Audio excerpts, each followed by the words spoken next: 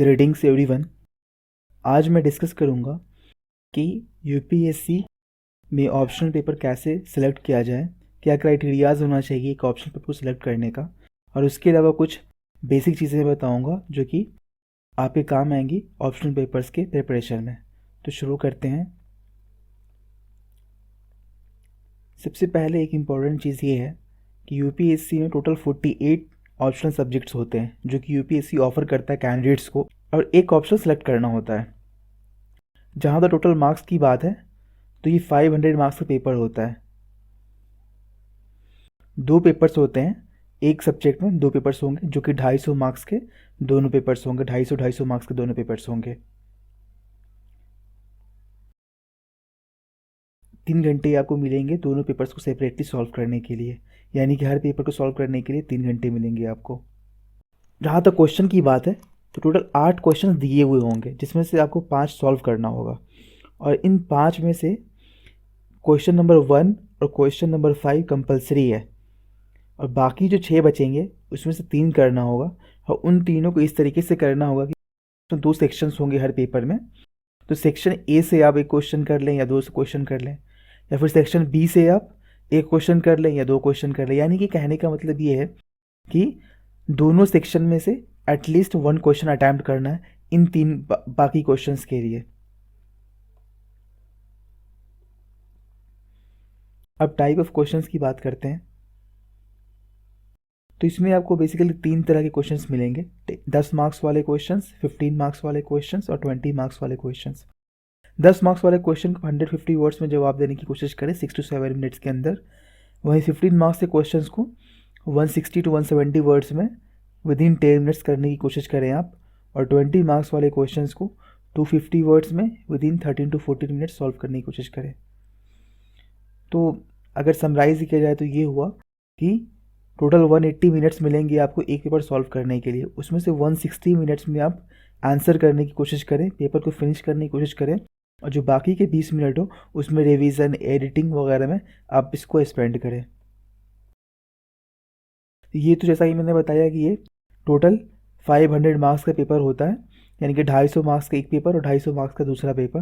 लेकिन reference marks की बात की जाए तो जैसा कि आप जानते हो कि मिस श्रुति शर्मा को, वो टॉपर थी पिछले साल की, उन्होंने ऑप्शन पेपर 1 में 150 मार्क्स स्कोर किया था और पेपर 2 में 156, यानी कि उनके अराउंड 306 मार्क्स थे। तो आप इसी का अंदाज़ा लगा सकते हैं कि कितने मार्क्स आपको स्कोर करने चाहिए आउट ऑफ 500।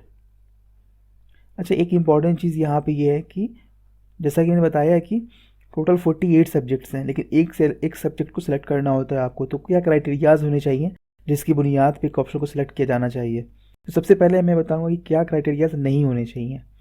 तो मुझे लगता है कि बहुत सारे लोग शॉर्ट सिलेबस के पीछे जाते हैं कि शॉर्ट सिलेबस है तो ठीक है ले लो इस ऑप्शनल को। मुझे लगता है कि ये सही क्राइटेरिया नहीं है, क्योंकि अक्सर स्टूडेंट्स को एक से ज़्यादा अटैम्प्ट्स देना होता है यूपीएससी के, क्योंकि बहुत कम ही बच्चों का फर्स्ट अटैम्प्ट में होता है।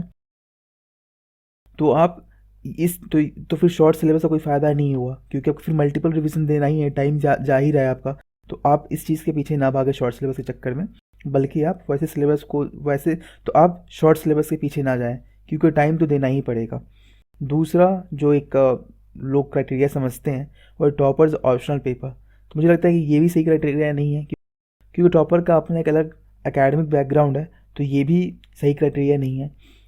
थर्ड है सो कॉल्ड स्कोरिंग सब्जेक्ट्स। बहुत सारे लोग समझते हैं एक पर्टिकुलर सब्जेक्ट है जो कि स्कोरिंग है तो इसको चूज़ करना चाहिए।